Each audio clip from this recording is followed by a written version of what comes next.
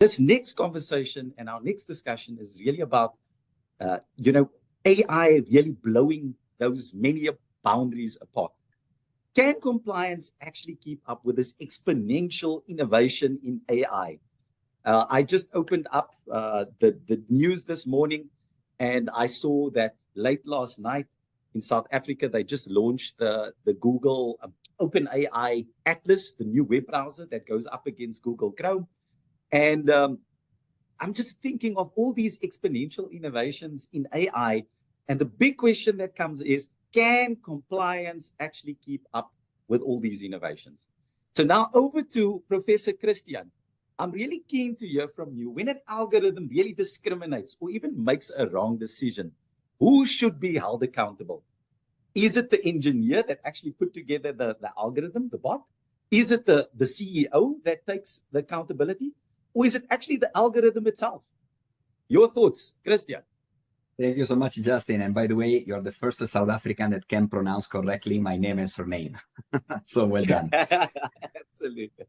Now, I guess this question a lot, since people in compliance, they tend to be very cautious about technology innovation, since technology innovation is always normally the enemy of compliance, and has been the cause of a lot of internal political issue inside any major organization.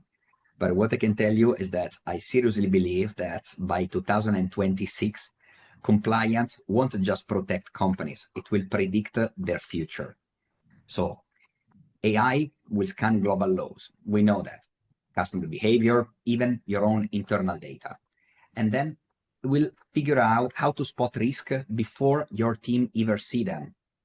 The problem, the big issue is, are we going to allow AI to do that? And that's the major question for compliance.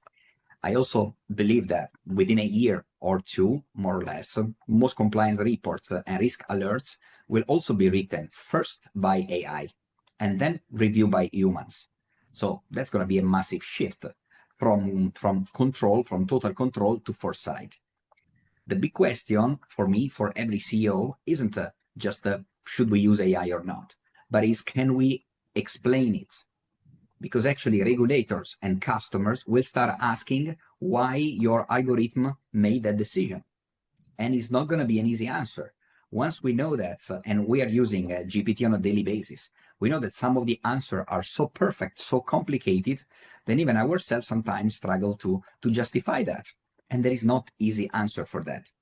So basically, in my opinion, the companies that win in 2026 or until 2027 won't just be compliant. Basically, they will be predictive and they will be absolutely transparent and absolutely trusted. So I also believe that in the age of AI, compliance won't slow the companies down like most of CEOs are currently think. It will keep you one step ahead.